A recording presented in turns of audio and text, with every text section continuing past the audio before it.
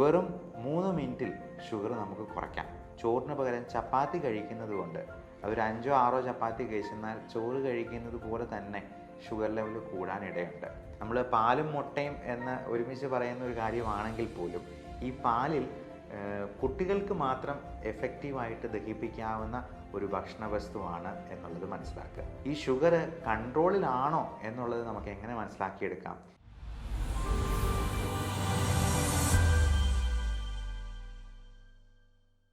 Hello every one, ഞാൻ doctor Bipin Jose, specialist in pulmonology, diabetology and critical care. നിങ്ങൾക്ക് sugar ഉണ്ടെങ്കിൽ യാതൊരു മരുന്നും കഴിക്കാതെ തന്നെ ഒരു 50 milligram per decilitre blood sugar level ഒന്ന് കുറയ്ക്കണം എന്നുണ്ടോ? ഇൻസ്റ്റൻ്റായി.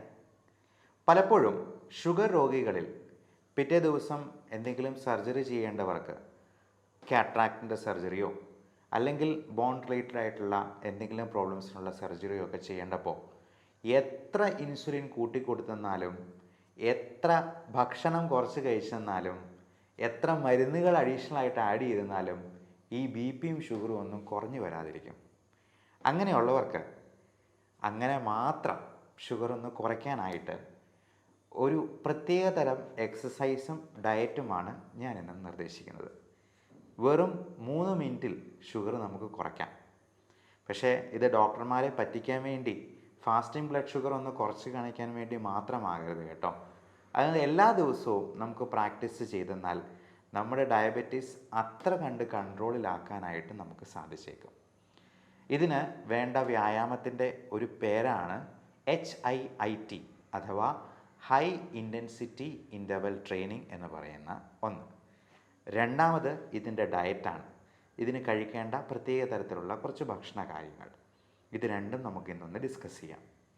ഈ HIIT എന്ന് പറയുന്നത് ഹൈ ഇൻറ്റൻസിറ്റി ഇൻ്റർവൽ ട്രെയിനിങ് എന്ന് പറയുന്ന സംഗതിയിൽ നമ്മൾ ഉൾക്കൊള്ളിച്ചിരിക്കുന്നത് ഒരു 30 സെക്കൻഡ് നേരത്തേക്ക് നമ്മുടെ ഹാർട്ട് റേറ്റ് ഒരു 140 എങ്കിലും വരെ ഉയരുന്ന രീതിയിൽ നല്ല ഇൻറ്റൻസിറ്റിയിലുള്ള ഒരു വർക്കൗട്ടാണ്. 30 സെക്കൻഡ് എന്ന് പറയുന്നത് അരമിനിറ്റേ ഉള്ളൂ എന്നുള്ളത് നമുക്ക് പ്രത്യേകം ഓർക്കാം.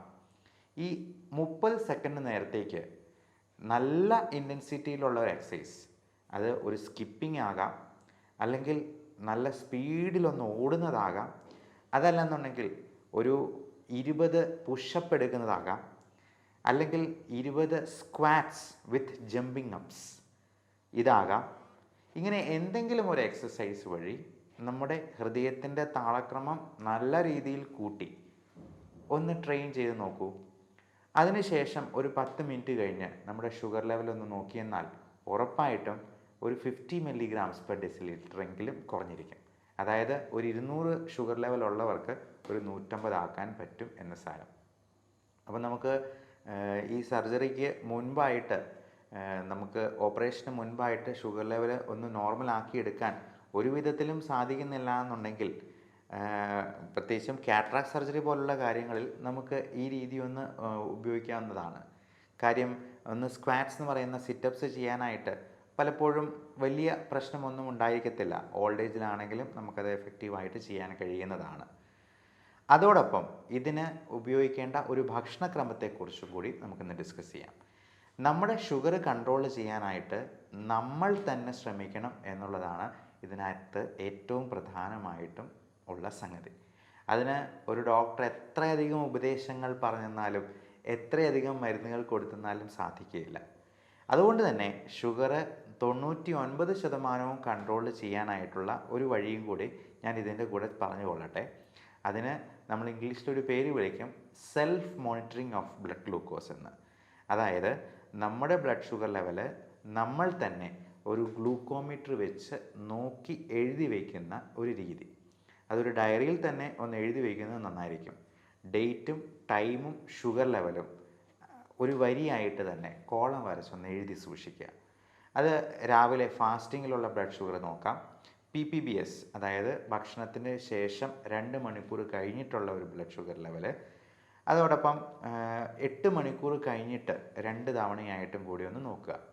3-4 ദിവസം നോക്കുമ്പോൾ തന്നെ നമുക്കിതിൻ്റെ ഫ്ലക്ച്വേഷൻ കൃത്യമായിട്ട് മനസ്സിലാക്കാനായിട്ട് സാധിക്കും. അപ്പോൾ അത് ഭക്ഷണത്തിൽ മാറ്റം വരുത്തിയും എക്സസൈസ് കൂട്ടിയും നമുക്ക് ആ ഷുഗർ ലെവൽ നോർമലൈസ് ചെയ്യാനായിട്ട് കഴിഞ്ഞേക്കും. അതിന് പറ്റിയില്ല എന്നുണ്ടെങ്കിൽ തീർച്ചയായിട്ടും നമുക്ക് മരുന്നുകൾ കഴിച്ചുകൊണ്ട് തന്നെ അത് നിയന്ത്രണത്തിൽ കൊണ്ടുവരാനായിട്ട് പ്രത്യേകം ശ്രദ്ധിക്കണം.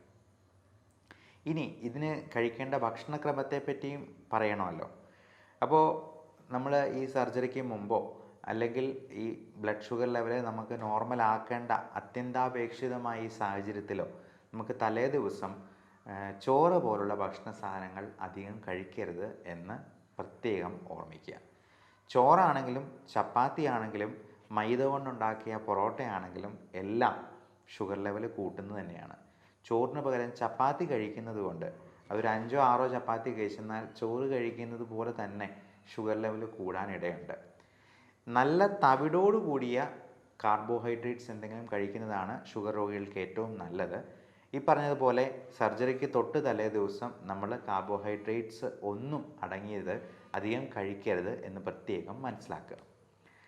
പകരം നമുക്ക് നല്ല പ്രോട്ടീൻ റിച്ച് ആയിട്ടുള്ള ഒരു മുട്ടയുടെ ഓംലെറ്റോ 1-2 എഗ്ഗ് കഴിക്കുന്നത് കൊണ്ടും അതിന് കുഴപ്പമില്ല. അതേപോലെ നട്ട്സ്, അത് കാഷ്യൂ നട്ടോ ബദാമോ അല്ലെങ്കിൽ മുളപ്പിച്ച പയറോ കഴിക്കാവുന്നതാണ്. നല്ല പ്രോട്ടീൻ റിച്ച് സോഴ്സസ് ആയിട്ടുള്ള ചണവിത്തുകൾ പോലുള്ള സാധനങ്ങൾ നമുക്ക് വിപണിയിൽ നിന്ന് അവൈലബിൾ ആണ്.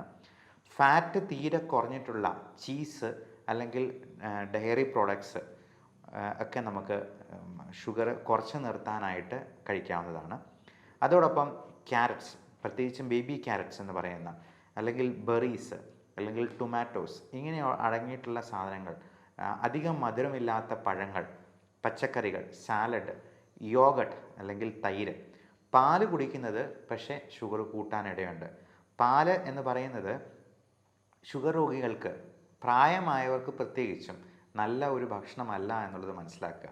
നമ്മൾ പാലും മുട്ടയും എന്ന് ഒരുമിച്ച് പറയുന്ന ഒരു കാര്യമാണെങ്കിൽ പോലും ഈ പാലിൽ കുട്ടികൾക്ക് മാത്രം എഫക്റ്റീവായിട്ട് ദഹിപ്പിക്കാവുന്ന ഒരു ഭക്ഷണ വസ്തുവാണ് എന്നുള്ളത് മനസ്സിലാക്കുക. എന്നാൽ തൈര് അതുപോലെയല്ല. അത് ഫെർമെൻറ്റ് ചെയ്യുമ്പോഴേക്കും അതിൽ നമ്മുടെ കുടലിന് ആവശ്യമായിട്ടുള്ള ലാക്റ്റിക് ആസിഡ് ബാസിലസും കൂടി ചേർന്നാണ് വരുന്നത്. അതുകൊണ്ട് തന്നെ നമുക്ക് തൈര് കൂടുതൽ കഴിക്കുന്നത് കൊണ്ട് കുഴപ്പമില്ല. പക്ഷേ തൈരിനോട് അലർജിയോ കഫക്കെട്ട് പോലുള്ള പ്രശ്നങ്ങളോ ഉള്ളവർക്ക് തൈരും ഒത്തിരി കൂട്ടുന്നത് അഭികാമ്യമായിരിക്കത്തില്ല. അതുപോലെ തന്നെ മോര് പോലത്തെ സാധനങ്ങൾ. അപ്പോൾ കഴിക്കാവുന്ന ഭക്ഷണങ്ങൾ എന്തൊക്കെയാണ് എന്നുള്ളത് നോക്കി സർജറി പോലുള്ള വളരെ അത്യന്താപേക്ഷിതമായിട്ടുള്ള കാര്യങ്ങളിൽ നമുക്ക് ഷുഗർ ലെവൽ കുറച്ച് നിർത്താനായിട്ടാണ് ഞാൻ ഈ പറഞ്ഞ രീതി അവലംബിക്കാവുന്നത്.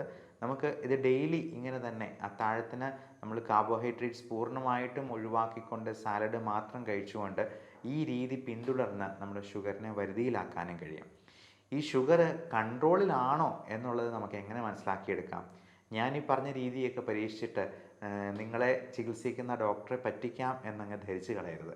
അങ്ങനെയുള്ളവരെ പിടിക്കാനായിട്ട് നമുക്കൊരു ടെസ്റ്റ് ഉണ്ട്. HbA1c എന്നാണ് പറയുക.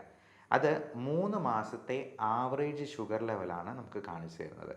ഈ HbA1c പ്രമേഹമില്ലാത്ത ഒരു വ്യക്തിക്ക് 5.7 താഴെയായിരിക്കും. പ്രമേഹമുണ്ട് എന്നാൽ നല്ല കൺട്രോളിലാണെങ്കിൽ മാക്സിമം ഒരു 7-7.5 വരെ ഈ HbA1c ഉണ്ടാകത്തുള്ളൂ. 7.5ക്ക് മുകളിലാണെങ്കിൽ കഴിഞ്ഞ 3 മാസത്തെ ആവറേജ് ഷുഗർ ലെവല് ഒരു 200-250 മുകളിലാണ് എന്നുള്ളത് ഡോക്ടർക്ക് കണക്ക് കൂട്ടാനായിട്ട് സാധിക്കും. അതുകൊണ്ട് അന്നത്തെ ദിവസത്തെ ഫാസ്റ്റിംഗ് ബ്ലഡ് ഷുഗർ മാത്രം കുറച്ച് കാണിച്ചത് കൊണ്ട് യാതൊരു പ്രയോജനവുമില്ല എന്ന് പ്രത്യേകം ഓർമ്മിപ്പിക്കുന്നു.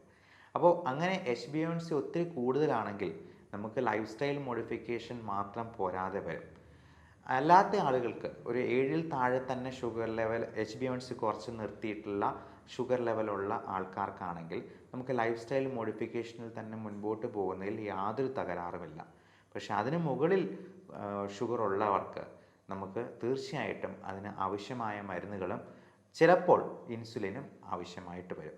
ഈ ഇൻസുലിൻ ഒരുപാട് ദൂഷ്യവശങ്ങളുള്ളതല്ലേ എന്നുള്ള ചോദ്യം ചോദിക്കുന്നവർക്ക് അഡ്വാൻസ് ആയിട്ട് പറഞ്ഞുകൊള്ളട്ടെ, ഇൻസുലിൻ എന്ന് പറയുന്നത് നമ്മുടെ ശരീരത്തിൽ നോർമലി ഉൽപ്പാദിപ്പിക്കുന്ന ഒരു ഹോർമോണാണ്. അത് കുറഞ്ഞു പോകുന്നത് കൊണ്ടോ അല്ലെങ്കിൽ അതിനെ നമ്മുടെ സെൽസിനെ എഫക്റ്റീവായിട്ട് യൂട്ടിലൈസ് ചെയ്യാൻ പറ്റാതെ വരുന്നത് കൊണ്ടാണ് നമുക്ക് ഷുഗർ കൂടുന്നതും ഡയബറ്റിസ് എന്ന് പറയുന്ന അവസ്ഥാവിശേഷം ഉണ്ടാകുന്നത്. അപ്പോൾ ഇൻസുലിൻ പുറമേ നിന്ന് സപ്ലിമെൻറ്റ് ചെയ്യുന്നതിന് യാതൊരു തകരാറുമില്ല. അത് കൃത്യമായിട്ട് എടുക്കേണ്ടവരിൽ എടുക്കുക തന്നെ വേണം എന്നുള്ളതും പ്രത്യേകം മനസ്സിലാക്കുക. അപ്പോൾ ഈ ഇൻഫർമേഷൻ നിങ്ങൾക്ക് ഉപകാരപ്രദമെന്ന് തോന്നുന്നെങ്കിൽ പ്രമേഹ രോഗികളായിട്ടുള്ള നിങ്ങളുടെ ബന്ധുക്കൾക്ക് അയച്ചു കൊടുക്കുക, ഷെയർ ചെയ്യുക. പ്രായമായ നിങ്ങളുടെ പേരൻസിന് 2 പേർക്കും ഡയബറ്റിസ് ഉണ്ടെങ്കിൽ മക്കൾക്കും ഡയബറ്റിസ് വരാനുള്ള സാധ്യത 80%-ലേറെയാണ് എന്നുള്ളതും പ്രത്യേകം മനസ്സിലാക്കുക. അതുകൊണ്ട് ഈ രീതി നിങ്ങൾക്കിപ്പോൾ തന്നെ തുടങ്ങാവുന്നതാണ്. പലപ്പോഴും മണിക്കൂറുകളോളം ജിമ്മിൽ ചിലവഴിക്കാനായിട്ട് നമുക്ക് പറ്റിയെന്ന് വരത്തില്ല. അപ്പോൾ ഷുഗർ ലെവൽ കുറയ്ക്കുന്ന രീതിയിലുള്ള ഭക്ഷണം അറ്റ്ലീസ്റ്റ് ഡിന്നറിനെങ്കിലും നമുക്ക് അങ്ങനെ ആക്കാനായിട്ട് ശ്രമിക്കുക. ഈ പറയുന്ന മണിക്കൂറുകളോളം ജിമ്മിലുള്ള വ്യായാമം ഇല്ലാതെ തന്നെ നമുക്ക് ഇൻ്റർവെൽ ഇട്ടുകൊണ്ട് തന്നെ ഈ HIIT നമുക്ക് ജീവിതത്തിൽ പകർത്തിക്കൊണ്ട് നമ്മുടെ ഷുഗർ കുറച്ച് നിർത്താനും അതോടൊപ്പം നമ്മുടെ വെയിറ്റ് റെഡ്യൂസ് ചെയ്ത് നിർത്താനായിട്ടും പ്രത്യേകം ശ്രദ്ധിക്കുക. ഇപ്പോൾ മാൽന്യൂട്രീഷനല്ല, മോൾ ന്യൂട്രീഷനാണ് മിക്ക രോഗങ്ങൾക്കും കാരണം. അതായത് പോഷകാഹാരത്തിൻ്റെ കുറവല്ല, പോഷണം കൂടിപ്പോയതുകൊണ്ടുള്ള പ്രശ്നങ്ങളാണ് പലരിലും അസുഖങ്ങൾ ഉണ്ടാക്കുന്നത് എന്ന് നമുക്ക് എല്ലാവർക്കും അറിവുള്ളതാണ്. So everyone stay healthy. ഈ വിഷയത്തെപ്പറ്റി എന്തെങ്കിലും സംശയങ്ങളുണ്ടെങ്കിലോ ടെലിമെഡിസിൻ ആവശ്യമുള്ളവർക്കോ ഈ കാണുന്ന നമ്പറിൽ വാട്സപ്പിൽ ബന്ധപ്പെടാവുന്നതാണ്. 9567710073 എന്ന നമ്പർ നോട്ട് ചെയ്ത് വയ്ക്കാവുന്നതാണ്. Thank you.